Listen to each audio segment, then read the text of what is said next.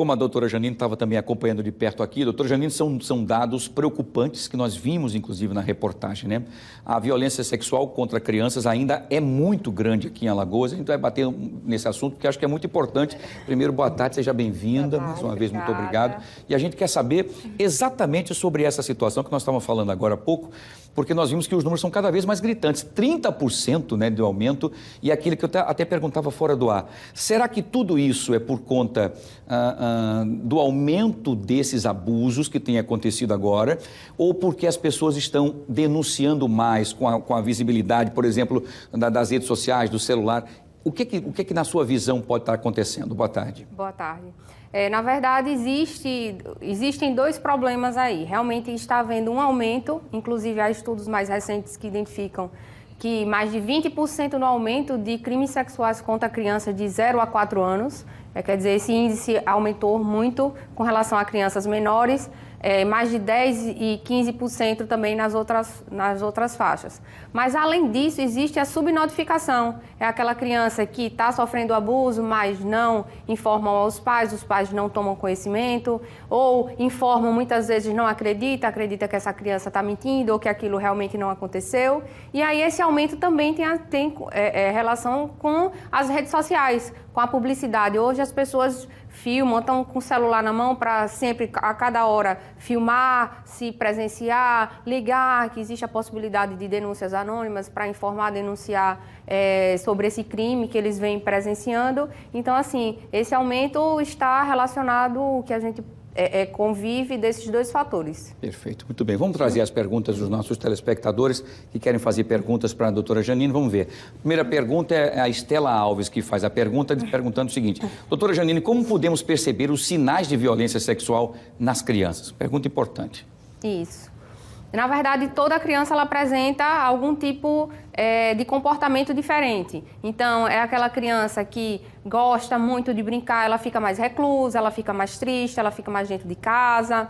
Normalmente, elas têm uma dificuldade também na escola, com os amigos, com o estudo, a produtividade no estudo, começa a tirar notas mais baixas.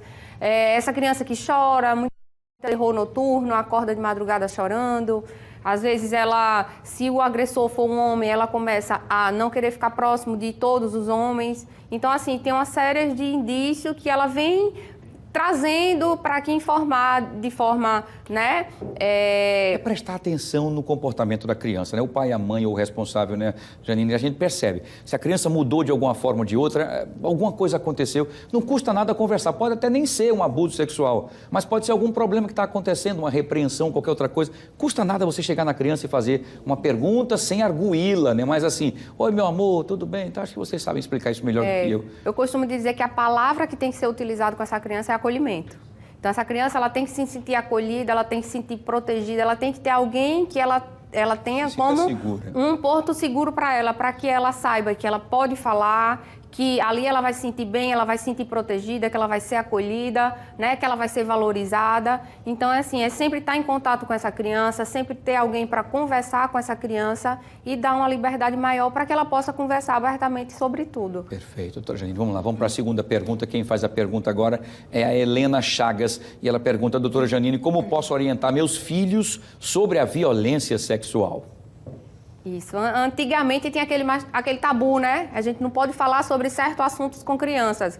Hoje, o pessoal orienta que precisa sim ser conversado, que existem parte das crianças que não podem ser tocadas, existe aquele limite, que a criança é dona do próprio corpo, né? Que nem todo adulto pode tudo com aquela criança. Então, aquela criança tem desejos, tem vontades e tem limites. Então, passar essa informação para a criança, dizer que tem locais que não podem ser tocados, que não pode tá sem roupa na frente de outras pessoas e que tudo que ela achar que é fora do normal, do cotidiano, do dia a dia que ela convive, que ela se sinta confortável para reportar, né? Ou ao pai, ou à mãe, ou à avó com quem essa criança convive, para que logo no início qualquer abuso sexual de preferência seja identificado. Muito bem, explicadinho. Então, vamos para a terceira pergunta. Deixa eu ver quem mais quer participar desse bate-papo com a doutora Janine. Pode soltar a produção aí no nosso Explica Pra Gente. É a Rafaela Silva. Ela coloca o seguinte: o que é que eu devo fazer em caso de violência sexual contra a criança?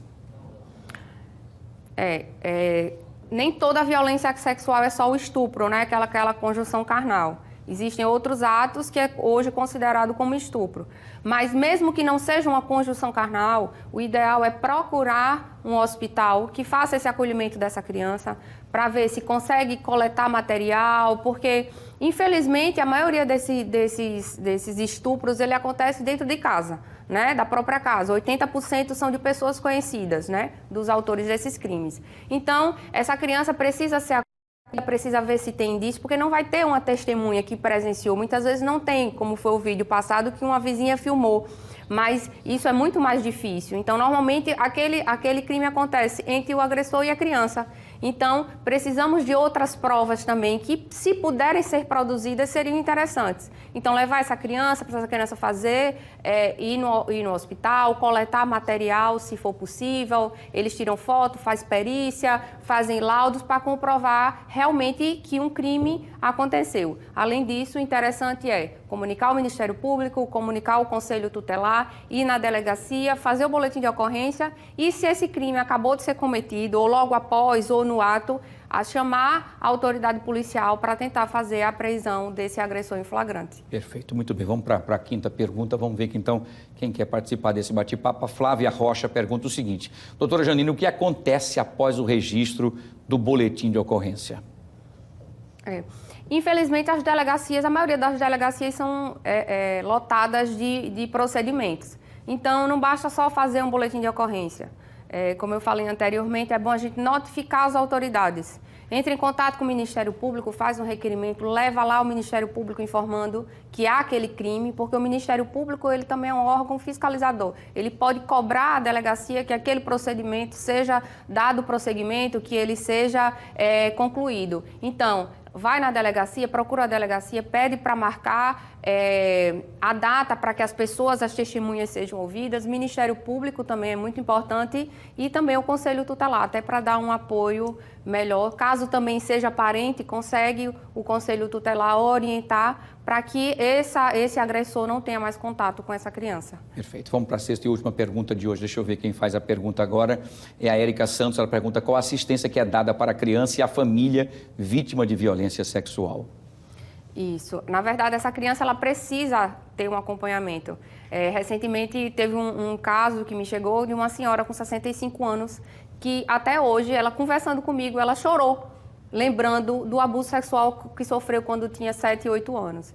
Então, é um crime que deixa muito vestígio, que deixa muito sentimento ruim na criança, que abala o psicológico, abala a moral.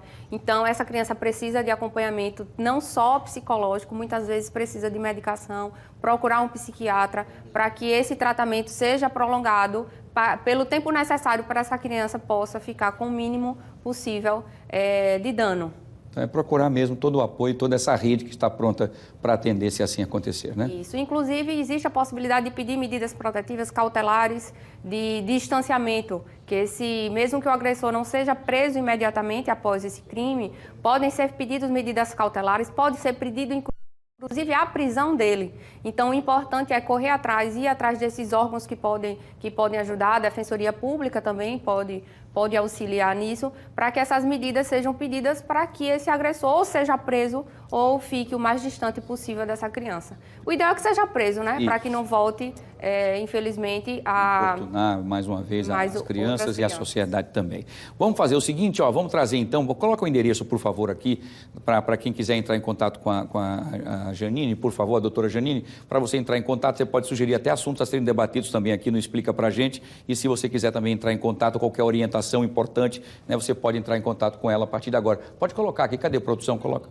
Travou, daqui a pouquinho a gente vai colocar lá. É que tem muitas perguntas chegando, o nosso tempo é curtinho. Eu vi que a gente esticou um pouquinho hoje para mais 6 perguntas, porque o assunto é muito delicado e é aquilo que a gente diz, tem muitas pessoas que estão nesse momento em que nós estamos dando essas informações, que estão sofrendo e que estão sem poder dizer detalhes, mas essas informações vão dar coragem e caminhos para que essas pessoas saiam desses abusos. Está aí, @associação AME, está aqui na telinha para você aí. Coloca com a doutora Janine, fica mais bonito com ela ali, Deixa eu ver. Coloca lá, vai lá. Isso, é só apertar um botão, Aninha, isso. Muito bem, aí, legal. Muito bem, você vai ter Tem um curso, viu, Aninha? Vou passar um curso para você fazer participar. Muito bem. 13h28. Doutora Janine, Muito boa obrigada. tarde. Prazer também. Seja bem-vinda. Sempre um bom final de semana e até a próxima. Até a próxima. Muito obrigado mesmo, viu? Muito bem.